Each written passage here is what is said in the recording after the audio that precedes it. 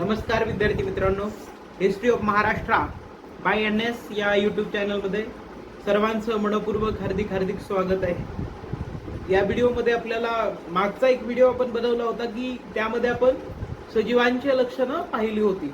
तर आज आपल्याला या व्हिडिओमध्ये जे काही विद्यार्थी आहेत त्यांना आपण सजीवांची लक्षणं विचारणार आहे। लाईव्ह रेकॉर्डेड क्लास आपला इथं होत आहे। काही ट्युशन क्लासमध्ये काही विद्यार्थी आहेत, त्यांच्याशी आपण डिस्कस करणार आहोत की काय सजीवांची लक्षणं, त्यांचे मत काय आहेत, आपण ते जाणून घेणार आहोत।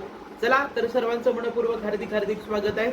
बघूत आपले जे विद्यार्थी आहेत त्यांना जे काही सजीवांचे लक्षणं आहेत ते सांगितल्याच्या नंतर विचारल्याच्या नंतर लक्षणं सांगता येतात का। आपण प्रत्येक विद्यार्थ्यांना, आता जो क्लास आहे क्लासमध्ये विद्यार्थी आहेत आणि त्या विद्यार्थ्यांना विचारल्याच्या नंतर ते आपल्याला त्या प्रत्येक सजीवांचे लक्षणं सांगत असतात। बघा, मागच्या व्हिडिओमध्ये मी तुम्हाला सांगितलं होतं की सजीवांचे वेगवेगळे लक्षणं मी सांगितले होते की सेल्युलर स्ट्रक्चर असेल, मूवमेंट असेल, रिस्पॉन्स टू स्टिम्युली असेल, growth, respiration, reproduction, expression and death, हे वेगवेगळ्या प्रकारचे लक्षणं आहेत।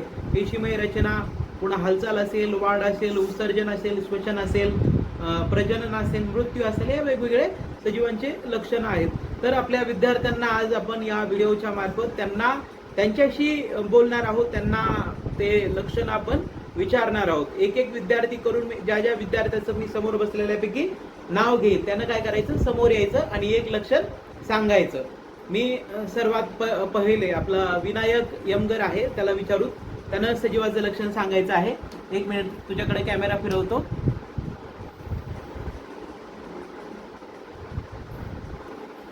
श्वसन करणे। परत एकदा सांग बरं। श्वसन करणे। काय करणे? श्वसन करणे।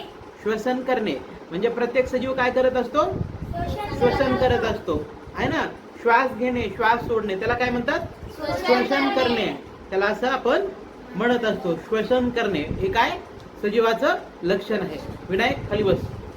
याच्यानंतर पंकजा, जा बरं समोर। एक सजीवाचं लक्षण कोणतं आहे सांग बरं, समोर येऊन, कॅमेऱ्याच्या समोर येऊन सांग बरं। चेतना क्षमता। काय?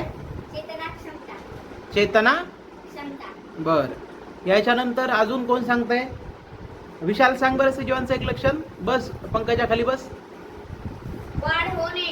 काय होणे? वाढ होणे। बरोबर आहे का नाही? प्रत्येक सजीवाची काय होत असते?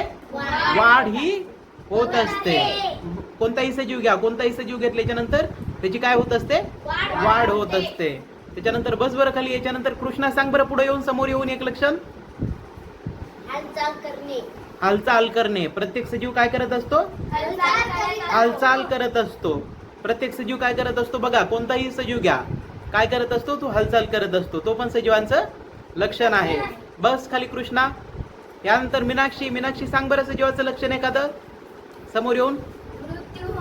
मृत्यू होणे। बघा, मृत्यू प्रत्येक सजीवाचं। बस खाली बस।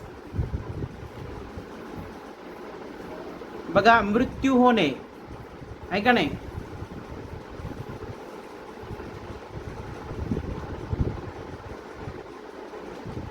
एक आहेत आपल्या विद्यार्थ्यांनी आता वेगवेगळे सजीवांचे लक्षणं सांगितलेले आहेत। कोणी वाढ सांगितलं, बघा वाढ पण होत असते त्यांची। त्याच्यानंतर कोणी चेतना क्षमता सांगितलं, त्याच्यानंतर कोणी अजून हालचाल सांगितलं, बरोबर आहे।